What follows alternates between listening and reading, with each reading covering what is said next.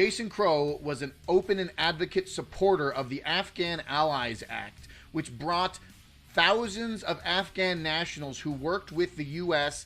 in Afghanistan into America, into this country. And Jason Crow is directly responsible for bringing this person into this country and commits this kind of domestic terrorism. The suspect came around the corner, raised his arm with a firearm, and discharged it at the National Guard members. The suspect, identified as 29-year-old Ramanullah Lochinwal, allegedly tracked the guardsman before opening fire. He was then shot by other guard members and was taken into custody critically injured. The reason that this suspect is in custody is because of the bravery of the men and women of the National Guard who responded due to their extensive training to secure American lives today. Sources say Lochinwal is believed to be from Afghanistan and entered the U.S. in 2021 during the Biden administration. Sources say he was granted asylum earlier this year under the Trump administration. President Trump overnight called for the re-examination of all immigrants from Afghanistan admitted under the Biden administration, saying we must take all necessary measures to ensure the removal of any alien from any country who does not belong here or add benefit to our country.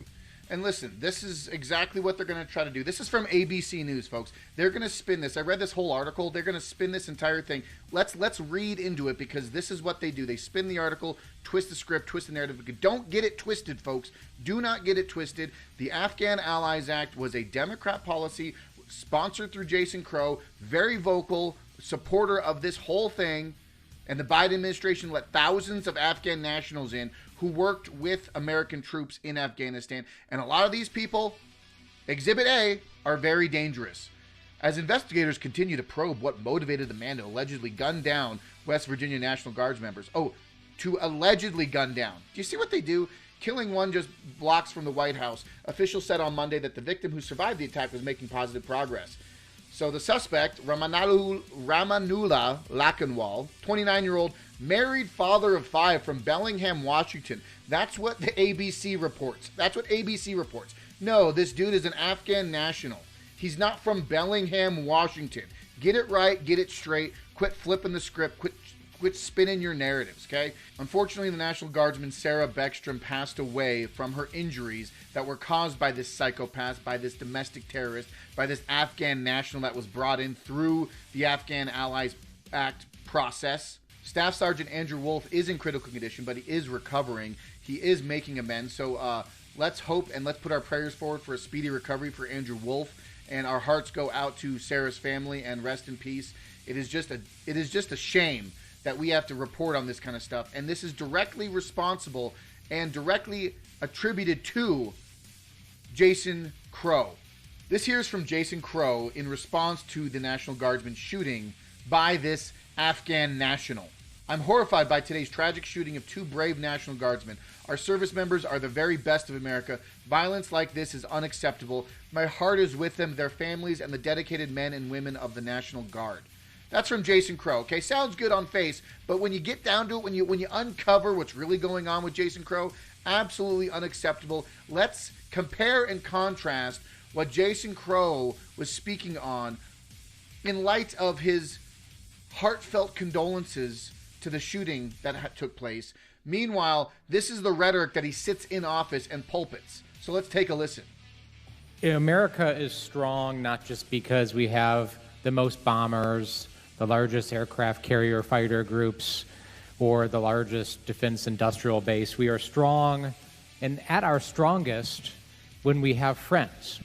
And really quickly, this was only a few months ago. This was, I think, in June or July of 2025. So this is recent, folks. And then we're going to go back and we're going to pull up older receipts and show you back from 2021. But this is from 2025, okay? You know, our partners and our alliance network is the envy of the world, and it certainly is the envy of our adversaries who repeatedly have tried to build similar alliance networks. Never in the history of American military campaigns have we ever had a contingency operation or a conflict when we haven't worked closely with local partner forces. It is simply an essential part of what we do. They keep us safe, they help us operate, they help us navigate, they help us do all of the things that are essential to conducting safe and effective military operations. That is why, in a bipartisan way, this Congress has stood up to try to fix the significant problems with the Afghan SIV program. This is it. Now, I have been very critical of the Biden administration's withdrawal and the chaos that ensued. And I have also been very critical of this administration, the Trump administration's willingness to turn its back on our SIV partners, the Afghans with whom we fought, with whom I fought in Afghanistan. That's why this amendment, which would simply extend the special immigrant visa program by several years, costs nothing. Just extend the program to send a message that we are going to continue to work as a Congress to find a solution for our Afghan partners, and those who served with us and fought with us is so essential. See, did you hear that? He wants to extend this SIV program to Afghan nationals. The same Afghan national that just shot at 2 National Guardsmen in our nation's capital. This is the same guy who just a few weeks ago was talking about asking the military to defy unlawful and unconstitutional illegal orders. Do you see this kind of level of rhetoric that this man is pulpiting, this man is fomenting, this man is allowing to fester and flourish in our country? Crow introduces bill to protect Afghan partners and expedite SIV process. This is from June 17th, 2021.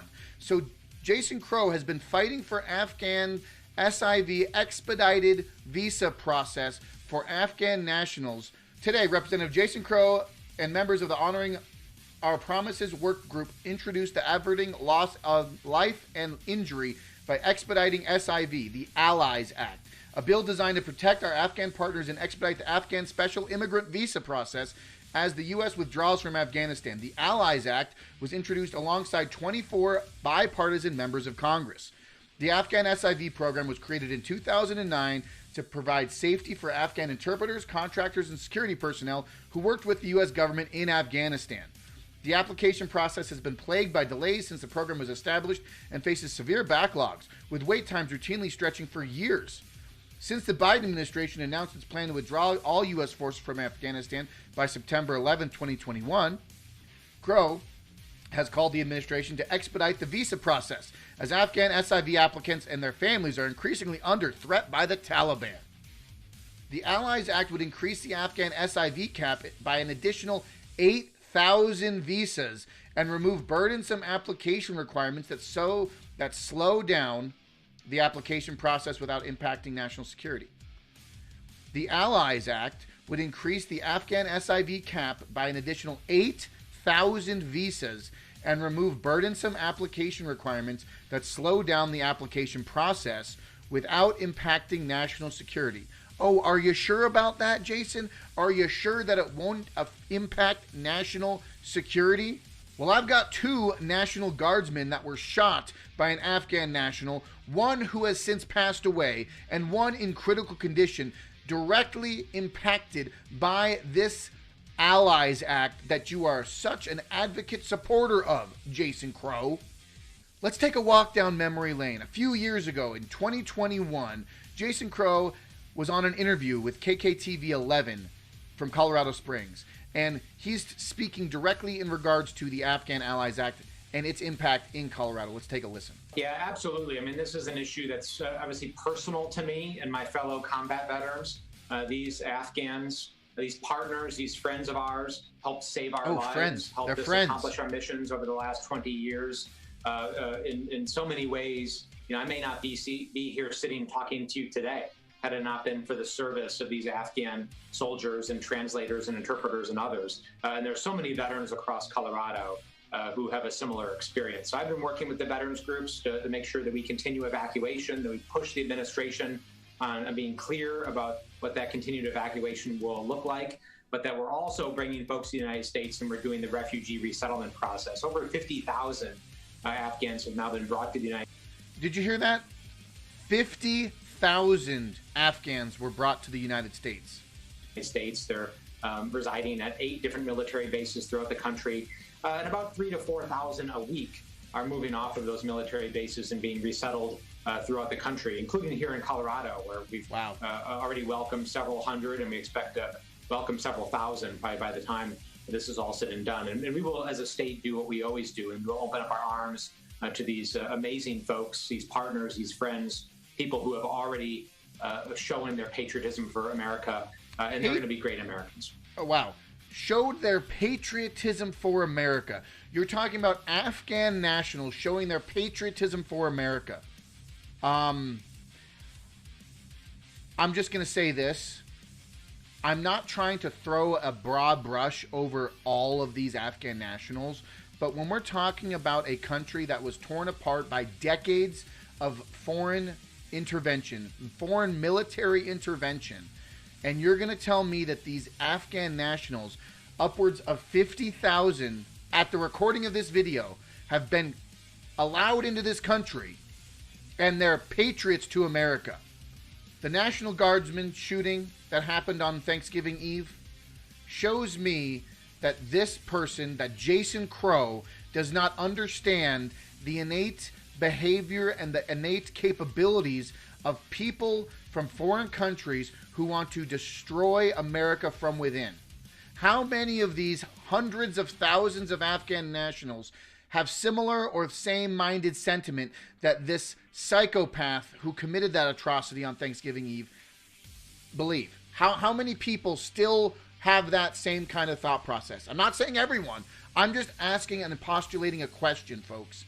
America has been infiltrated, and our legislators are allowing it to foster. Our Democrat legislators are allowing us to be taken over from the inside. You see what's happening in the UK? Do you see what's happening in Europe? Do you see what's happening in other countries across the world? Influx of foreign migrants. Influx who are fundamentally non-American or anti-American. And you're going to tell me you're going to put this lipstick of patriotism on it, telling me that since they helped us in Afghanistan, since they helped us out there, now suddenly they're the most patriotic and flag-toting Americans just because they helped us interpret, or they helped us with military operations in a war in their home country? Give me a break, Jason Crow. Homeland Security has a list of tens of thousands of unvetted Afghan aliens that have hurt and terrorized Americans after the Biden administration flooded our communities with criminals, terrorists, and other threats. These are just a few of the criminals who have rewarded American generosity with violence. This is the type of people we are dealing with, folks. They do not fundamentally believe in American values. They want to see the West destroyed. It's post after post. Driver exclaimed, "I should have served with effing Taliban," moments before fatal traffic stop shootout with police. Another Abdullah Haji Zada and Nazir Ahmed Tawhidi, both Afghan nationals given legal status by the Biden administration, were arrested and prosecuted for plotting a terrorist attack in Oklahoma City for Election Day 2024. They possessed hundreds of rounds of ammunition and pledged their allegiance to ISIS. These are the kind of people that Jason Crow was allowing into our country. Muhammad, an Afghan national who was on the terror watch list, was apprehended by the Border Patrol in 2024 but released into the country by the Biden administration. He was arrested again after being allowed to live in the United States at large for over a year. Another one, criminal alien from Afghanistan, was arrested by ICE in 2025 and convicted of second-degree assault but was previously allowed to stay in the country by the Biden administration. The list goes on and on, folks. These are the faces, these are the stories, these are the kind of faces, these are the kind of Afghan nationals that Jason Crow allows into our country. These are the faces of people who do not represent America, who abuse and take advantage of good-willed American policy and subvert our country from inside, who destroy our country from inside. These are the people that the Afghan Allies Act allowed into this country, all thanks in part by Jason Crow, one of the members of the Seditious Six. Interesting how it all comes back around to Jason Crow and the Seditious Six video that was released weeks ago. At least 5 of the Seditious Six were recruited and trained for office by New Politics, maybe even all 6. Jason Crow and 6 other Congress members are involved in recruitment.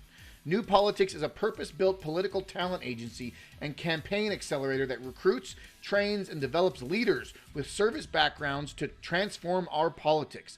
They even recruit from intelligence agencies too.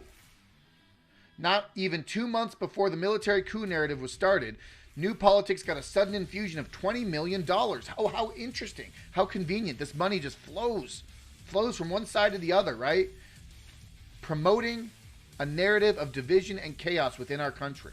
Bringing this all back home, CIA confirms shooting suspect on Thanksgiving Eve worked with the agency as part of a partner force. A CIA spokesperson told CBS News on Thursday that the Afghan suspect in the shooting, quote, previously worked with the U.S. government, including CIA, as member of partner force in Kandahar that ended in 2021, following the U.S. military withdrawal from Afghanistan. In a separate statement, CIA Director John Ratcliffe said, quote, the Biden administration justified bringing the alleged shooter to the United States in September 2021 due to his prior work with the U.S. government, including the CIA, as a member of a partner force in Kandahar, which ended shortly following the chaotic evacuation. This individual and so many others should have never been allowed to come here. Our citizens and service members deserve far better than to endure the ongoing fallout from the Biden administration catastrophic failures. This ties intimately with how Jason Crow works with the Afghan Allies Act to promote these Afghan nationals into the country by the tens of thousands. Suspect-led Afghan Special Forces unit that worked with U.S. troops, former colleague says. CBS News has learned that the Afghan suspect in the shooting led teams in the former Afghan National Armed Forces that worked directly with U.S. and British forces during the two-decade war in the country. According to a former Afghan commando who spoke with CBS News on Thursday, Ramanullah Lakhanwal led a unit of Afghan national forces in the south of the country and worked closely with international troops. The former commander told CBS News that Lakhanwal was left deeply troubled by the death of a close friend and fellow Afghan commander in 2024, whom he said has unsuccessfully sought asylum in the U.S. Folks, this is the corruption that we're speaking of. This is the narrative that Jason Crow fails to address when he speaks on Afghan nationals, when he speaks on his time working with and fighting for the armed forces in Afghanistan.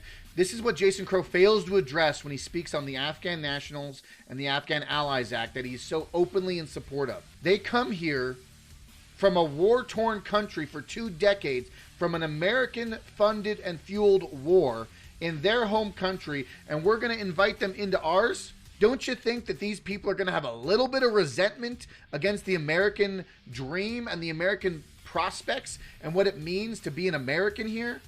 You're not going to be able to change these people. These people come here by the tens of thousands. And Jason Crow supports this movement and supports this. Jason Crow is an anti-American progressive leftist.